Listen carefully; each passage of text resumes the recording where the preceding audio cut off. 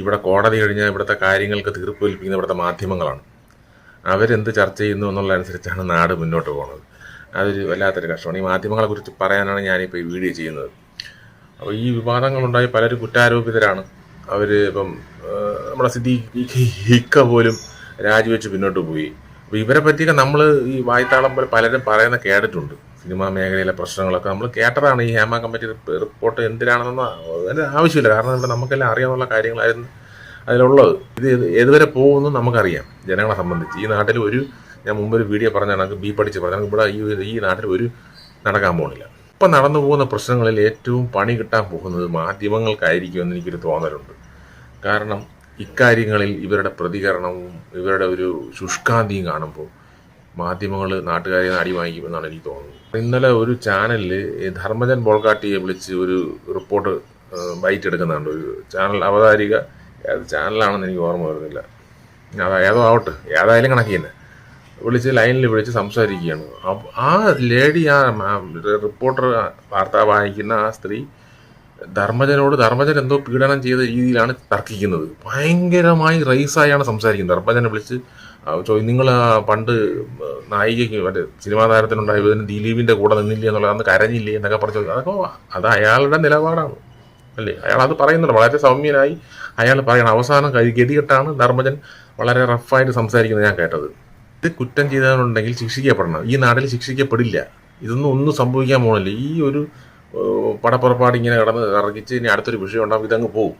രഞ്ജി പണിക്കറിൻ്റെ അടുത്ത് പോയി സംസാരിക്കുന്നുണ്ട്. അയാളൊക്കെ വളരെ പക്വമായിട്ടാണ് കാര്യങ്ങൾ മറുപടി വരുന്നത്. അപ്പം അയാളുടെ വായിൽ നിന്ന് വീഴുന്ന വാക്കുകളെ വളച്ചൊടിച്ച് വീണ്ടും ചോദ്യങ്ങൾ ചോദിച്ചുകൊണ്ടിരിക്കുകയാണ്. അതുകൊണ്ടാണ് ഞാൻ പറഞ്ഞത്, ഈ മാധ്യമങ്ങളെ നാട്ടുകാർ കയറി അടിക്കുന്ന ഒരു ഗതി ഉണ്ടാവും. ഇങ്ങനെ പോവുകയാണെങ്കിൽ ഒരു വിഷയം ഉണ്ടാകുമ്പോൾ നിനക്കൊക്കെ പിച്ച് തിന്നാൻ വേണ്ടി ഇതിനൊക്കെ ഓരോ വാക്കുകൾ ആരെങ്കിലും വിട്ട് അടുത്തൊരു വാർത്ത കിട്ടുമ്പോൾ അതിൻ്റെ പിറകോട്ട് പോകുന്ന നാട്ടുകാർ മനസ്സിലാക്കി തുടങ്ങി. അത് നല്ല പണി വാങ്ങി. പിന്നെ ഈ മാധ്യമ സ്ഥാപനങ്ങളിൽ സ്ത്രീ വിഷയങ്ങളില്ലെന്നാണ് പറയുന്നത്. അത് ചോദിക്കുമ്പം അങ്ങ് ഒഴിഞ്ഞങ്ങ് പോവുകയാണ്. ഏതൊരു മാധ്യമം എടുത്താൽ അവിടെ ഒരു വിവാദങ്ങളും വാർത്തകളും സ്ത്രീ പീഡനത്തിനെ പറ്റിയുള്ള വാർത്തകളൊക്കെ ഉണ്ടായിട്ടുണ്ട്. പേരെടുത്ത് പറയണോ? നാട്ടുകാർ പറഞ്ഞു തുടങ്ങും. നിന്റെ അടുത്തൊക്കെ തന്നെ ചോദിക്കും മാധ്യമങ്ങളോട്, നിന്റെ ആ മീഡിയയിലുണ്ടായിരുന്ന ആ ലേഡിയോട് ഇന്നയാളിങ്ങനെ പെരുമാറട്ടെ, അതിനെപ്പറ്റി എന്തായി? അവൻ ഇപ്പോഴും ഇരുന്ന് വാർത്ത വായിക്കുന്നുണ്ട്. വാർത്തകളിൽ എല്ലാവരും, ഒരാളല്ല.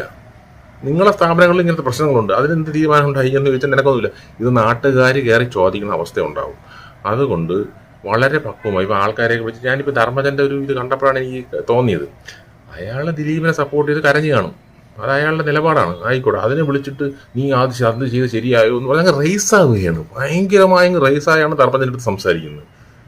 ഒരാളെ വിളിച്ച് നിങ്ങളുടെ ചാനലിലോട്ട് അങ്ങോട്ട് വിളിച്ച് ചോദിക്കുന്നില്ല. അപ്പോൾ ഒരു മര്യാദ വേണ്ടേ നിനക്ക്? ഈ ഒരു സംഭവം മാത്രം എല്ലാ ചാനലുകളിലും, ഒന്നോ രണ്ടോ ചാനൽ ഒഴികെ ബാക്കി ചാനലുകളെല്ലാം ഇതിനെ വിറ്റ് തിന്നാൻ വേണ്ടിയാണ് ഈ ചർച്ചകളും ഈ സ്ത്രീകളെ വിളിച്ചുകൊണ്ടിരുത്തി ആൾക്കാരെ പേര് പറയിക്കുന്നതും ഒക്കെ. ഇത് പറയണം, പുറത്തു വരണം എന്നൊക്കെ ഉള്ളത് തന്നെയാണ് നമ്മളെ ആഗ്രഹം. ഇപ്പോൾ ഓരോരുത്തരുടെ പേര് പറഞ്ഞു. ഇപ്പോൾ സിദ്ദീഖ് ഇക്കയായാലും ഓരോരുത്തർ മുകേഷിൻ്റെ പേര്, നടന്മാരുടെ ഒക്കെ പേര് പറയുന്നുണ്ട് പ്രധാനപ്പെട്ട ആൾക്കാർ. ഇതൊന്നും ഇപ്പോഴും പറയുന്നതല്ല. ഹേമ കമ്മീഷന് മുമ്പ് പല വർഷങ്ങൾക്ക് മുമ്പ് ഇവരൊക്കെ ഇതിനൊക്കെ പേരെന്ന് പറഞ്ഞിട്ടുണ്ട്. അന്ന് ഇവരൊന്നും കണ്ടില്ല ഇതൊന്നും. ഈ കോടതി ഇത് കേട്ടില്ല. ഇവർ വീണ്ടും പറയുക രണ്ടാമത്. അന്ന് ഞാൻ പറഞ്ഞിട്ട് 2009 പറഞ്ഞിരുന്നു, 12 പറഞ്ഞു, 22 പറഞ്ഞു എന്നൊക്കെ പറഞ്ഞാണ് അവർ ഈ പറഞ്ഞവരൊക്കെ വീണ്ടും വന്ന് പറഞ്ഞുകൊണ്ടിരിക്കുന്നത്. വെളിപ്പെടുത്തിയ കാര്യങ്ങളാണ്. ഇപ്പോഴാണ് ഈ ഹേമ കമ്മീഷൻ വന്നതിൻ്റെ പേരിൽ കുറച്ച് മസാല കിട്ടാൻ വേണ്ടി വീണ്ടും വിവാദം ഉണ്ടാക്കുന്നത്. ഇത് വീണ്ടും കുറച്ച് കാലം കഴിയുമ്പോൾ ഇതൊക്കെ തന്നെ പോവും. ഇത് പോകുമ്പോൾ ഈ നാട്ടുകാർ ഇത് കണ്ടുകൊണ്ടിരിക്കുകയാണ്. ഈ ഇവിടുത്തെ മാധ്യമങ്ങളുടെ സ്വഭാവം. നാട്ടുകാർ കയറി കൈവയ്ക്കും.